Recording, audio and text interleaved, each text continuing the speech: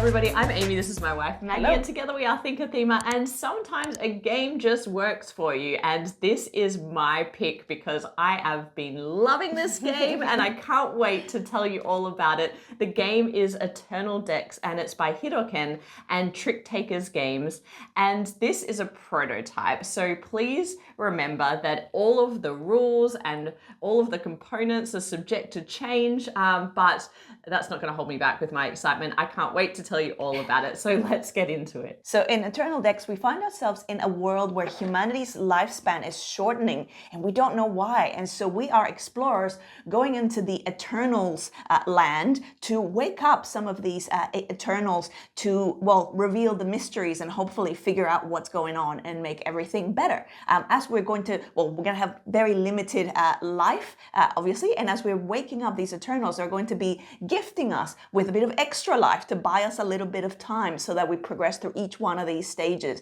However, with that bit of life comes a bit of a curse because no one wants to be woken up. So they're like, okay, you woke me up, here's a little bit of life, but also here's something that's going to make the journey a little bit trickier for you.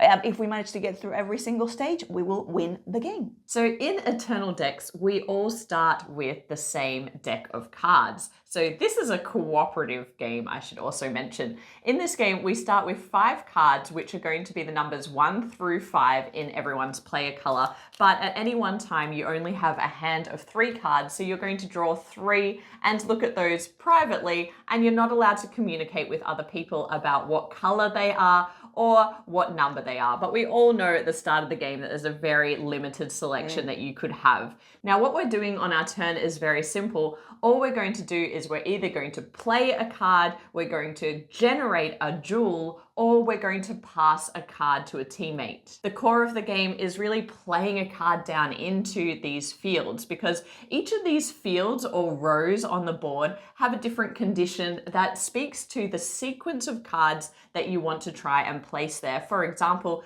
this one, the cave, in this row, we want to go from highest to lowest number, or we have to in order to clear one of these rows. So I would place a 5 here. Now the rule for the placement of the next card is that it can't be the same color or the same number, and it needs to follow this pattern. So for example, Maggie could now place a card that is lower than the 5, but not a 5 in a different color like this, the 4.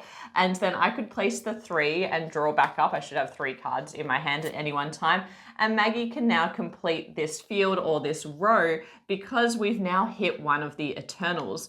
Now, these Eternals will now give Maggie the choice of which deck she wants to pick up. The card at the top of each deck tells you what you're going to receive in that deck, even though it's shuffled underneath, as well as a curse that's going to be placed on all players that's going to restrict the cards we can place until that curse is resolved. So for example, Maggie might choose this ghost, and she's going to first bring the deck to her area and place it at the bottom of any cards that she has left over. Then she's going to place the Eternal up in the collective area where now we have a curse placed on us. In this case, we can no longer play 5s or 7s from our hand until that card is resolved. We then clean up this row, so we're going to discard all of these cards, and now we have a slightly longer trek on this field in order to get to the next Eternal. But we need to continue fulfilling these rows in order to ensure that everybody around the table still has cards in their deck, because if it comes to a player's turn and they can't play a card, well, that's game over. Another key part of the strategy is generating jewels, and jewels are going to help cure those curses so that it's going to relieve us from some of those restrictions. So the way that we get these jewels is we have to create the pattern shown on the board here with the cards in our hand. So for example, I could spend this 1 and place it into the river, which is like a temporary discard pile. When we fill the river, we get a wild that's going to help us throughout the course of the game. But I would place this 1 here, which would release that particular gem that can be released with a 1 or a 9, and that gets placed on top of the curse, and now that is resolved and no longer impacts on the players. Now, when any player starts to run low on cards and we haven't quite made it to a deck yet, we can spend one of these hearts in order to pass a card from that player to another player. Now, as you can see, the backs of the cards also give you a little bit of a hint as to what's in each player's hand. We know that, for example, these are the red starter cards and this is the yellow starter card. So people could probably guess or card count to know what I have in my hand. And then as we start to collect these decks,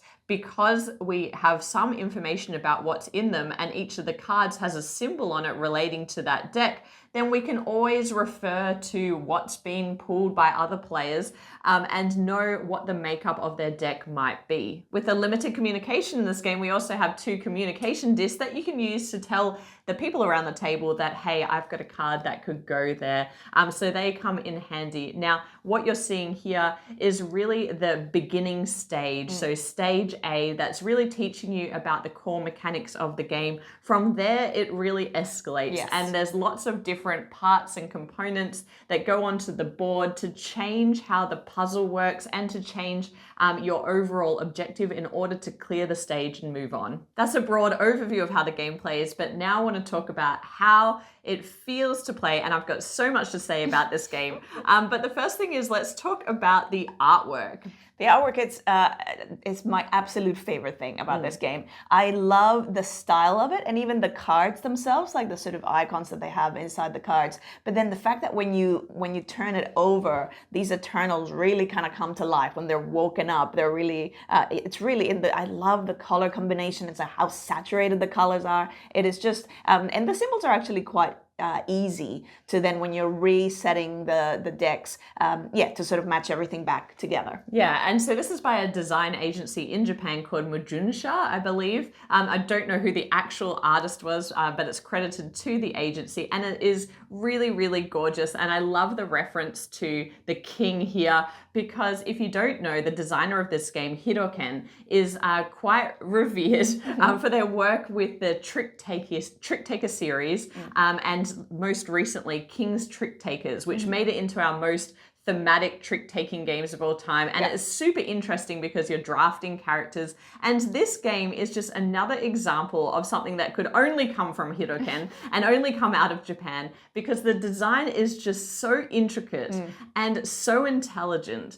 And I can't wait to tell you why I think it's so brilliant. So let's get into each of those points now. So let's start at the beginning, because at the beginning of this game, everybody has the same cards in their deck. So we've got 1 through 5, and we're going to be drawing up 3 of those and they're in our player color. So you have a lot of information at the beginning of the game, which is really handy because you can get some quick wins to make it to these asymmetric decks. So for example, going from 1 to 9, we know that we've only got 1 to 5 and there's 4 spaces here. So we need to be careful about how we place our cards. Don't be putting a 3 over there, because then it's ruined. It's ruined.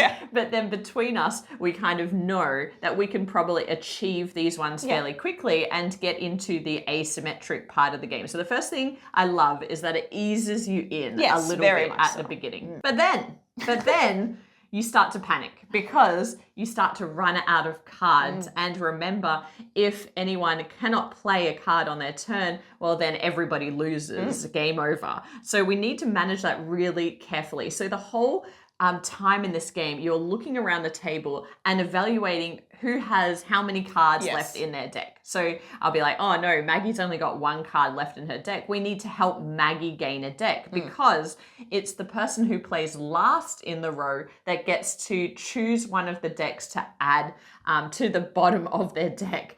And so we need to ensure that Maggie can place that last card. And sometimes Maggie doesn't have the card that needs to go there. And so we need to pass the card to that player. That is an interesting thing, that is limited. You can't just like forever. It's like, oh, I've got a full deck. I'll just every turn give. Like, no, you have, that's limited. But also the card that you pass cannot be just like the next one. It's like it has to be, as Amy said, the one that's going to help them finish that row, so that they'll be able to get a full deck. But what I love about each of these stages is it has increasing difficulty of how to clear the stage. But that part of the game never changes in that everybody always has to have cards to play. And so it's kind of like something that is like going on all of the time Yeah. when you're trying to achieve a puzzle and trying to do something else, but then you also have to actively manage, is someone running out of cards? And so you kind of need to pause what you're doing on the objective in order to complete one of these fields or rows so that that player can fill up their deck again. And that's why it is called Eternal Decks. And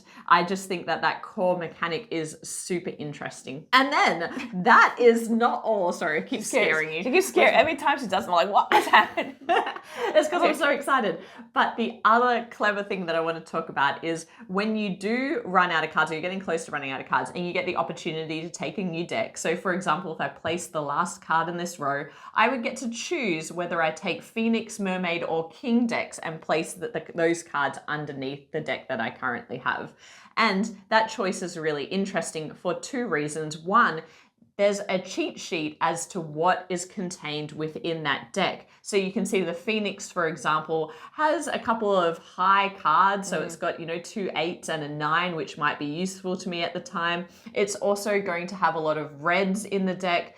Whereas the Mermaid has more blues and a different composition of numbers. Now, that is really interesting for thinking about what you're trying to achieve in the game, but also what other players might have in their deck, because you don't want everybody having the same color, because you can't place the same color next to each other, as just one simple example. So when I'm evaluating which deck to take, how do I know what's in other players' decks? Well, we know because of the penalties that we've been taking and the Eternals that are up there in the cursed area.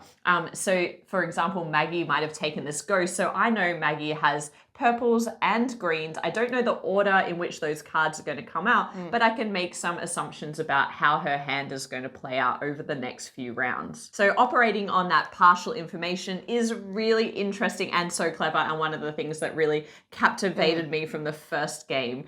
I think for me, it's just the decision of what it's the curse that we can afford to go with for now. So for example, if you were to take this this deck, we won't be able to play ones. So we could look around and go, oh, I feel like, again, like most of the ones that we had from our starter deck are already out, and the deck that I just picked up doesn't seem to have any ones in it. So we're probably fine playing that. But now we know that we don't want it, like this is going to have a lot of reds. So we probably don't want this deck to follow Medusa, which is then not allowing to play reds or some of these cards that have like both a half and half kind of color. And with all of these curses on the board, you do get to the point where sometimes you have a hand of cards that you can't play. So what do you do with them? It's not game over immediately, because on your turn you can play a single card into the river.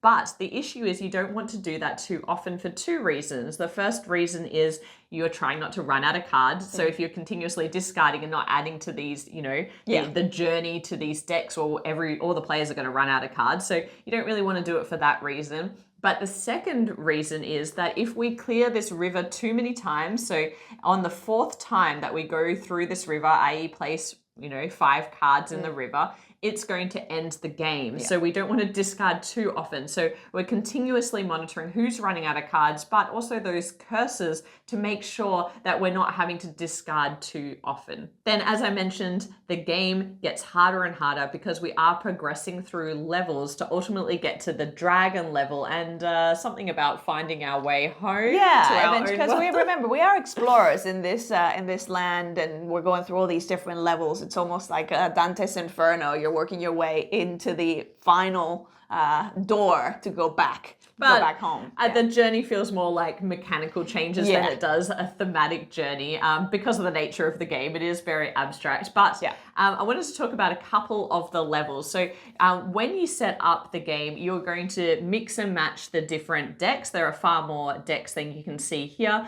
There's also these boards that cover up different spaces depending on the level in order to change the mechanics of that particular level. There's also other decks and many other things that come in the box that will help you set up for the game. But for example, there is one level, so stage D, which is all about the gatekeeper. And that's like a battle against this gatekeeper, where you're going to be hitting them with damage and trying to take the keys from them with every bit of damage that you do. And that's really fun because the way you deal damage is you have to place these skull cards out and then play the right colored card on top of that. And then depending on the number of the card, that's how much damage you do. So that one was really fun.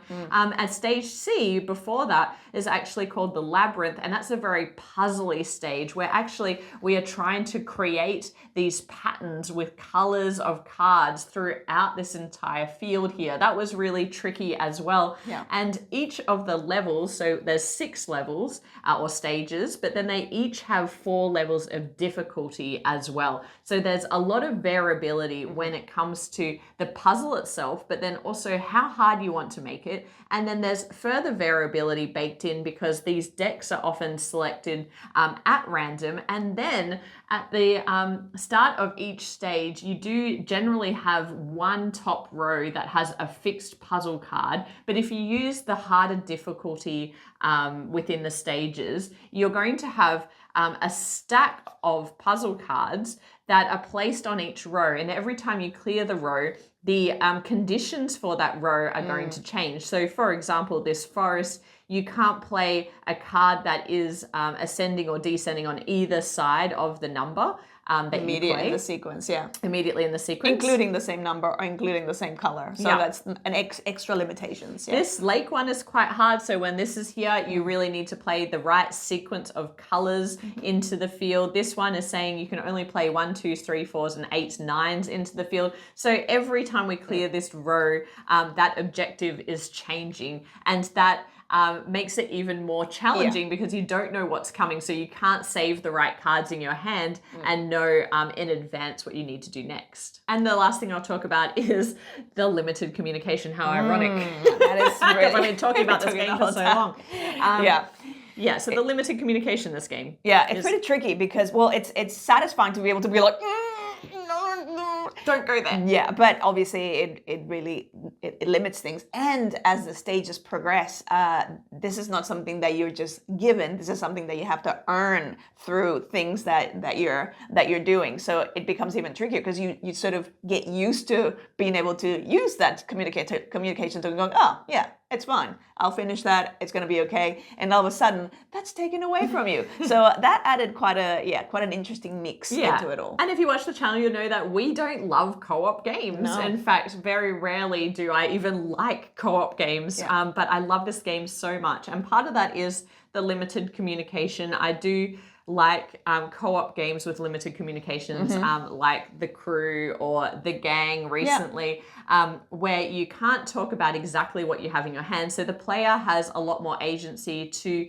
play out their own game and their own strategy rather than the alpha gaming. So you can't talk about what color card you have and what number cards you have in your hand, but you are allowed to talk about the strategy. I just found that really satisfying. And yes, I probably alpha gamed it a little. still lended itself to a bit of alpha gaming. And to be fair, like with the people that we were playing it with, like we were willing followers of the alpha that was just so excited. I was very excited. Because it's the thing, it's a game that is quite mentally taxing because there's so much going on. And then on top of that, and like it's not just like, okay, I'm running out and then who's running out of cards and who needs to be able to take a deck next. You also need to be remembering all the curses that means the things that you can't play. So, because very often you'll be like, play a card and go, no, that can't be playing. Go, oh, no. And then you're taking it back. And so there's so much going on that it's actually really helpful sometimes to be like, what's happening? And so, having a reminder going, remember, like look at the decks that I remember that I took that deck or things like that. So it's like that can be quite helpful. Yeah, and I think that speaks to who's going to enjoy this game.